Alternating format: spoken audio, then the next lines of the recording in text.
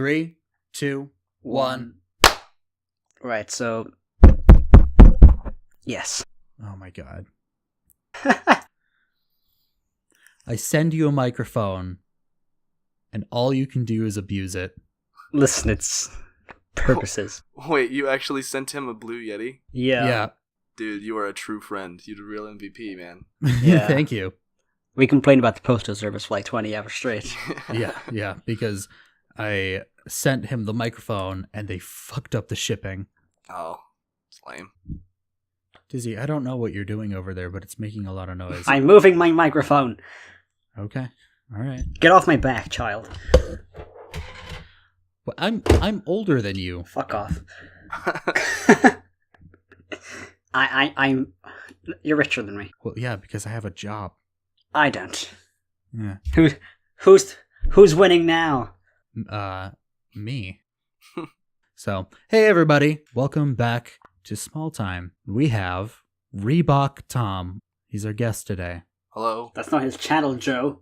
What's his channel name? It's I thought it was Reebok. Oh, it is Reebok Thom. Yeah, Dizzy. I know what I'm talking about. I thought it was just Reebok Gaming. That's what I called you all the time. Well, I'm gonna call him Thom because I like to be personal like that. Me and Thomas just spent 5 minutes having Joe telling us he has 4 microphones and we're poor. No, that's not what I'm saying. Dizzy's over here without a job, and I have a snowball, and he's got a Yeti. Oh, of course. Well, yeah, because I gave him my old Yeti. Listen, I feast off the rich. Yeah. By the way, the 4th microphone I have is a snowball. What a dick measuring contest. I have fucking 4 snowballs, 2 Yetis. I haven't used that snowball in months. Me and Tom are the kids that show up with a really small car to college. Then you show up with a Lamborghini. Yeah. And then it's just, we feel really bad about ourselves. Hey, it's because I work hard, play hard. I'm too busy running over innocent civilians. That takes up most of my time. We're just jumping into Grand Theft Auto now. I guess. Cool. Dizzy, you realize that it's not, game's not real, right? My life's a fucking lie. Now, have you ever played so much Grand Theft Auto that you see a nice car in the real world and you think I should jump out and take that thing? No. I've always thought that, dude. I've not, because I'm a law-abiding citizen. We're getting into Tom's psychology here. He just thinks about robbing people's cars. Not all the time, man. Just most of the time. Sometimes. In fact, the last Grand Theft Auto game I played was San Andreas. Really? Yeah. I haven't played any of the recent ones. How have you not? Yeah. Because, I don't know. I play other games. Oh, they're so good, though. That's actually baffling. How the fuck have you played Grand Theft Auto 5? I feel like when I buy Grand Theft Auto 5, I'm going to play it for 20 minutes and then lose interest. Nah. Well, I have something you don't have, Mr. fucking 4 microphones. I have Grand Theft Auto 5. This whole chance become a dick measuring contest. I have GTA 5, you have 4 microphones. Well, I could win this. I could easily win this. Okay. Do you really want me to strut all my stuff? Please. All right. Well, go for it. Not only do I have my 4 microphones, I have the microphone arm for me, and because I usually record with 3 people, I have boom stands for them. I have my racer chair, and they've got saucer chairs that they sit in. So I have a dual monitor display so we can track where we are in our audio recording while also playing the game. I have, as well as that, the Elgato HD60 so I can record console games. I have the Elgato HD60 running into an HDMI to AVC splitter, which then runs into an AVC... Can I stop you here? No, keep going. Thomas is crying. And then from that splitter, I can hook up whatever cable I need to whatever console, and then it'll allow me to record it with no latency or anything. I feel like I could have microwaved some fucking food while you talk, by the way. Dude, I'm gonna spend all my money that I was gonna spend on microphone stuff and just get a ring and marry you. I feel bad on the inside now. The Wall Street Journal is going to be here saying, Game Doc Studios makes fun of the poor. Hey, you challenged me. I accepted.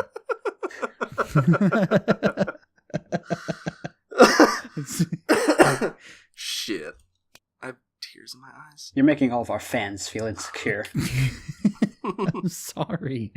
I hope you realize that. If it means anything, I have less than $5 in my bank account right now. Okay, yeah, no, that makes me feel a little bit better. My happiness is slowly returning.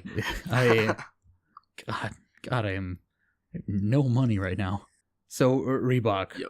I talked about this with Dizzy, and I have a theory, but I will talk about that theory after I go to the bathroom because I really have to pee. Okay. Are you taking a piss in my podcast? Are you taking the Listen. definition of a piss in my podcast? Listen, my bladder is going to explode, so I gotta go now. I would say we'll be back after these commercial breaks, but they're taking those away, so. Jesus. This is a shit first impression. Sorry, Reebok. No, I love this. Me too. You know this is a top quality one when they have to stop halfway to take the piss in the middle of it. That is quality, my friend. Absolutely. And you won't find anyone else. Dude, Mark Maron does that sometimes too. Well, fuck, I'm out of ideas. Professionalism. How That's what we strive for. I was saying to Reebok, you won't find anywhere else where we take a piss in the middle of a podcast. Listen, I was drinking tea beforehand to ready my voice, and I didn't realize how quick it would run through me. I can't blame you. I had crisps in one of them. Yeah, I just heard that as I came back. That's twice I've done it now. Yeah. Professionalism. Stop. I'm sorry, Joe. I love you. You said you had a theory. What was it? I was looking into a couple of things. This is follow up on the previous podcast because I said something related to how much YouTube makes, and I did some research into that because I was like, how much money does YouTube make? But for the first couple of years, YouTube was not profitable for Google, and so it made me think, what is the purpose of buying a company that is not going to make you a whole lot of money? And that's when it hit me. Say you're a drug company. I'm a drug company. Yep. All right. And you need to test a new drug. So you get a bunch of participants for a drug trial, and you give half of them the real drug and the other half a placebo. Now, do you tell the participants who has the real drug and who has the placebo? No. No, of course not. That would ruin the test. And that's exactly why Google acquired YouTube, because YouTube is a perfect data farm. They don't make money off of the ad revenue.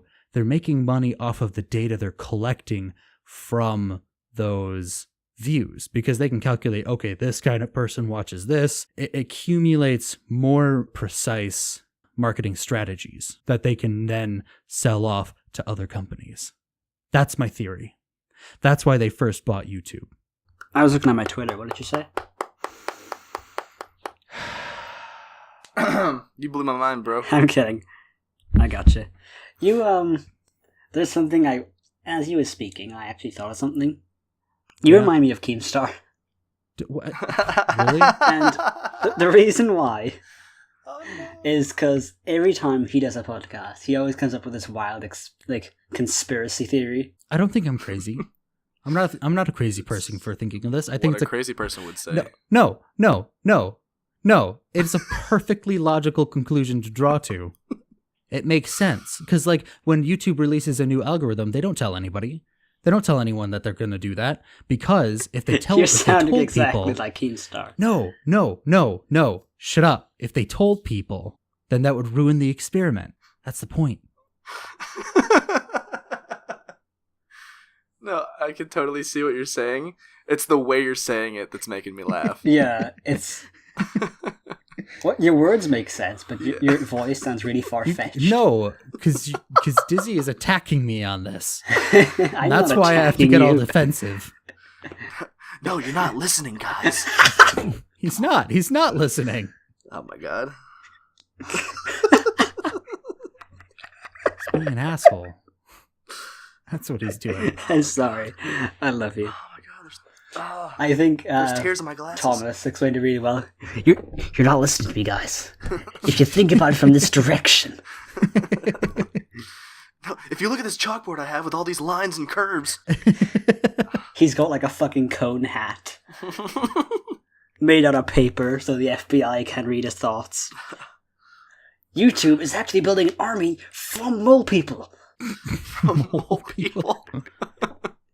That's what Google Fiber is. That's why they're digging all those trenches. I bet they're electric moles. That's why they're white. This is why I'm friends with you, Joe. Because I'm strange? Yes. And you have No. wild conspiracy theories that make me feel at home. They're not conspiracy theories. They're real thoughts. I'm not saying that I believe this 100%. I just think it's a possibility. It's very likely that this is the case. And I'm not even saying that this is Google's goal with YouTube anymore, because in recent years they have been turning more profit, so they're trying to make YouTube more profitable. Yeah, I kind of see what you're saying. Like, the data is definitely a positive, even if they didn't intend on it. Right. But you're not listening to me, guys. God damn. God damn it. I do agree. Like, there is some truth in what you're saying. Like, I will give you that. I don't think it's what they intended, but I do think it's a positive for them. Mm-hmm. No comment. Hmm? Nothing, dude. I thought you just said Ohana, and I was like, really? I said no comment. He just doesn't know how to approach Joe anymore. I actually never thought about He it. just like saw that. this really nice guy that let him be on his podcast, and now he's like, conspiracy theories, guys. And Thomas is regretting his whole decision. He's sitting in his chair thinking, how does he get out? Nah, man. Well, would you rather I complain about something? Oh, that's more my speed. Yeah, let's do that. Oh, okay. What do I complain about? I could Postal complain again. service. Yeah, I was gonna say I could complain about the postal service. Retail. Yeah. Mm-hmm. Full stop. Retail. I work at a phone store. Like we are a retailer for phones. Okay. Yeah. Now, would you take your laptop to get fixed at a cell phone retailer? I think it depends on if it's an Apple store. Well, we're not. Well, then no, you would not take your fucking laptop to it. Well, fucking some people think that that's the case. I was truly baffled. This has happened many times where people walk in the store and I swear they bring in the most strange things into the store and they ask for the weirdest things. And it makes me wonder, like, what are these people thinking? What is running through their mind? Because the thing that baffles me the most is not even a quarter of a mile down the road is a store that is titled, the name of the store is Technology Solutions. Why do you go to a Verizon store? Like, they'll pass this road and come here. I had this lady walk in the other day. She brings in her laptop and she's like, my Wi-Fi is not connecting. And I'm like, have you never... It's like... Are you from the past? Like how... And I'm like... I got a question. How old are these Yeah. people that come in? It's mostly really old people, but oftentimes it'll be people like in their 30s or 40s. who should probably know better. Your life reminds me of the IT crowd. It's exactly like that. Have you tried turning it off and on again? Have you tried shoving it up your arse and they just hang up on them? Yeah. And it's just like, I'm not a fucking magician. Some people will walk in the store and they'll be like, this like really obscure app that nobody knows about that I downloaded is not working anymore. And I was like, I'm not the developer of that app. I never seen that app before in my life. What the fuck do you think I know about this app? You're good with the technologies and stuff, right? What I do is I access accounts and I look at bills and I look at what kind of phone you've got. I was like, do you want to upgrade your phone? Do you want to get a home phone? These are things that I can help you out with. This is my job. I would like a slideshow of you working there till now, and it's a picture of you, and it just gets more depressed down the line. You know what? Like a PowerPoint presentation. That's exactly what it's going to look like. I guarantee it. I just imagine an old woman coming up to you, her little crutch, just, Joe, how do I get out and goggle? Goggle. Sometimes. No, but like when it comes to elderly people, okay, something will happen one time, and they'll go, well, now I gotta go get it fixed somewhere, instead of like trying to do other things with it because they think that they're not capable of doing it, which most of the time they're not. But they'll just it'll happen one time and think, well, the phone is messed up or the computer is messed up. Better call my grandson, my granddaughter, whoever it is that is the youngest in the family, because they'll know what to do. And then you'll just be like, right, yeah. So here's the thing that happens: people in their 20s will walk into the store, right? Oh my God. And they'll have a problem. And they're like, how do I fix this? And literally what I will do is I will take their phone, I will press the Google Voice button, and I say, how do I fix this problem? And I just stare at them. You have this thing can access the whole of the world's knowledge, and you didn't think to do that. It blows my mind. Yeah. These people who are like 20 years old, who should know how to use Google, and just don't. Yeah, that's weird. I'd like to move on to another topic. The more questions you guys ask me about my job, the angrier I'm going to get. He's squeezing a stress ball right now. I work retail too. I want to complain about some stuff. Oh, okay. All right. No, I'm kidding. I complain all the time at work, so it doesn't really matter anymore. Oh, okay. Oh, yeah. I was staring in space. Oh. And one more thing, though. I just imagine your co-worker watching this again. And it's like, Joe needs a fucking day off. Like, just thinking to herself, you're probably a threat to many customers. No, I've actually had threats from customers. Like, people who threaten me. Like, because they're like... generally threaten you. Yeah. Dude, yeah, that happens in retail. Yeah. Because people will blame you for their problems. Yeah. I can understand that. Anyway, talk about your thing, Dizzy. Let's talk about the Wall Street Journal. Let's talk about something more technically peaceful. Yeah. Is it though? So, not really. How do I start there? They're pretty everywhere recently. We could just probably go on to Keemstar's Twitter account. That's a good idea, actually. That's a really good idea. But, and this is something I pieced together. The unmonetization of different channels is actually making sense now. It's YouTube trying to save money. They want to be cautious. Because after the Wall Street Journal painted them as such a bad guy. What do you guys think of that? Do you agree with that?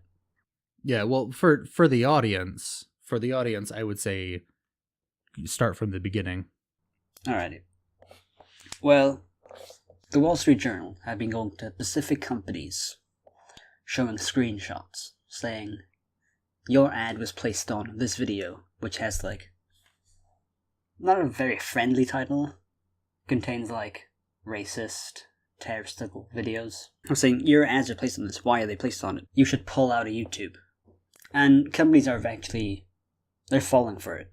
They don't want to be attached to something that makes them look bad. Like a screenshot with Coca-Cola in a racist video. You can kind of see why they pulled out a little bit. Mm-hmm. But it's really over the top. Like, you didn't need to do something that extreme. What do you mean? Like the company's pulling out, or the Wall Street, or whatever, whoever was reporting on it? The company's pulling out. The company's pulling out? Well, Dizzy, do you know what a shareholder is? Well, yeah, but you could have just asked the company, can you not place these kind of ads on these videos? Like, because mainstream media really wants to hurt new stream media because they're scared. I guess. And YouTube is like one of the biggest in terms of new media. So they're going to, hit Goliath on the head with a rock as hard as they possibly can. You can see why the Wall Street Journal are doing this. Oh, thing. yeah. Like, the whole reaction they got with PewDiePie. Like, I don't think I even knew who the Wall Street Journal was before they attacked PewDiePie. I knew that the Wall Street Journal existed, and because it had the name, it had Wall Street in the name, I was willing to bet that they're not the greatest. Also, they're a news organization, so, Like, some people I know are blaming YouTube for it. Like, for what's recently happening. Like, the unmonetization, for example. But if you look at it from a whole, you can kind of see why they're doing it.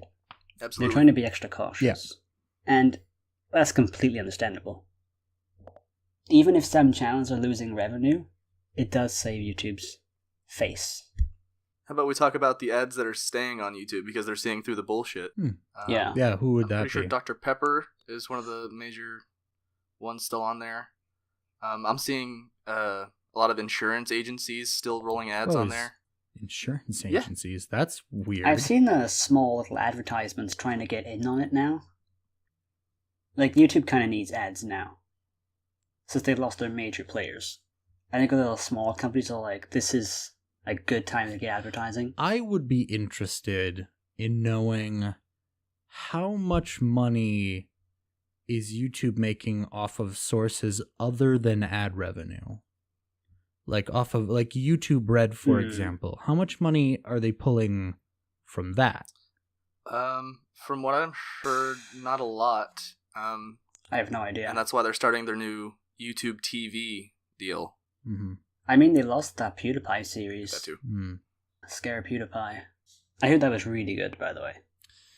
Like, that was like one of the reasons to get YouTube. Get into YouTube Red or something. I saw an episode but now of it. that's I down the wasn't drain. too terribly impressed. It felt like I don't know. It was awkward to me because like you had PewDiePie, right, and you put him into a place that's the show felt very Hollywood. Like it felt forced in a way. Fake? I don't want to say fake, but it was.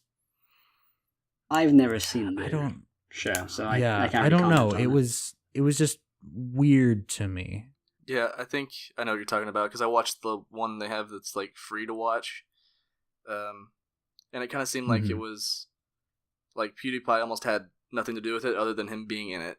Like it was a lot of third-party people coming in and trying to make a thing involving him. The thing I think was weird is you're so used to seeing PewDiePie make things where he's in control, and it feels like this show isn't. Yeah, he's not in control. There's like a lot of people behind the scenes pulling strings and making decisions for him. I know in like the second season they got like Jacksepticeye involved. Yeah, apparently like a bunch of his friends were involved. Like H3 was going to be in an episode and everything like that. This is the thing that I was curious to know about YouTube Red when it first came out was what happens when you take a bunch of people who specialize in a certain kind of content, like these short form videos, and you try to get them to make long form content? It's a good question. I was watching I think it was Funhouse or something along the lines, and they said, would Netflix like shows get more views if they hired a YouTuber to be in it. But then you have to think about, can the YouTuber act? Yeah, that's exactly what I'm saying. Because like vloggers are good at, like, they're charismatic, but it takes more than charisma to be an actor. The silver lining is, okay, we can have this guy. He'll bring in the views, but how good will the quality be when it's actually done? That's actually I think it's Nickelodeon or Disney Channel. They have, for a lot of their new shows, they're bringing in voice actors from animators on YouTube. Trying to get the people that watch a lot of YouTube, trying to get them back into the TV realm. We'll see where it goes from here. I do think that there's a way to do it, but we just haven't found it thus far. Well, YouTube's got the YouTube TV they're doing, where they have I seen YouTube about that. or TV networks that are gonna stream their shows onto YouTube, and then they're gonna merge YouTube Red shows and everything with that. And it's only supposed to be like $35 a month, so they're trying to bring new media to old media, but they're bringing old media to new media at the same time. It's really onto weird. the TV. Yeah. Yeah. Time will tell. I know it's like a TV package kind of thing. Yeah. Which is really interesting. I'm gonna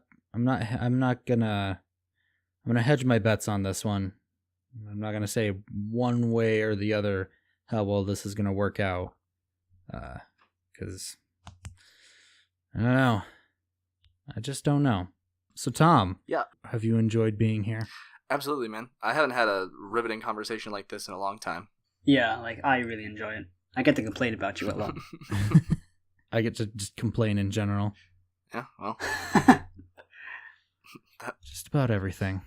But, well, I guess that's the format. We found our niche. We found our style. There you go. That's what matters. Like, Joe was the designer for the clock that you see on the video and stuff. I was really happy with that, I have to admit. Yeah. That was cool. I would look away, like I would be like editing a video or something, and I would look back and the clock was different, and I would be like, what the hell? And then I like noticed, oh, it's moving very slowly. I see, that's cool. Yeah, it's actually moving. The hand is actually moving. Like, Joe came up to me one day and he said, Dizzy. I went, yeah. And he goes, I want a clock. I went, all right. No, I want a clock. I was like, what do you mean? He goes, I want us to sell a clock with small time on it. Yeah. I was like, oh shit. Yeah, just like an actual wall clock that is that logo. It's just like the logo with that handle, and it actually works. Like it's a ticking clock. That would be cool. 20 different hyperlinks just came on the screen saying bye, bye, bye. Bye, bye. I was going to say the same thing. I was like, baby, bye, bye, bye. Right, do you think we're pretty good? Yeah, now? Speaking of bye, bye, bye. My transition was better. Anyway, it is about time to wrap this up. So thank you, Thom, for being here. Yeah, man. Next episode, what do you think? It's just going to be me and you, Dizzy, or? It depends who we can get. Yeah. Like, if we will get returning people, then it could be like Bioba and Thomas. Yeah, we're because you guys are always fun to have on. Yeah, we're just kind of winging it at this point. Thank you for listening to this third episode of the podcast. I'll leave a link to everyone's channels in the description. You're already on Dizzy's channel, so no need to do that. Go ahead and subscribe if you want to. You tell me off every time I write a description. I do, because you're terrible at it. I just say enjoy. That's all we need. You need a format. You need a consistent format. I mean, like, you could put like what we talked about, so people will like want to know what we talked about. Like, we want to move this into its own channel at some point. Mm-hmm. And Joe just went, Dizzy, I'm banning you from the description when that happens. I was like, oh, okay. Yeah, I basically told Dizzy, like, I will write the descriptions, I will title the videos. You will not be doing any of that. He was basically taking my toy away from me. Listen, when you don't when you don't capitalize sentences and when you don't use proper punctuation, I'm gonna take away your toys. Joe said to the 2-year-old. So, again, thank you. Leave a comment, subscribe, and check out Tom's channel. And if you want, go ahead and check out my channel.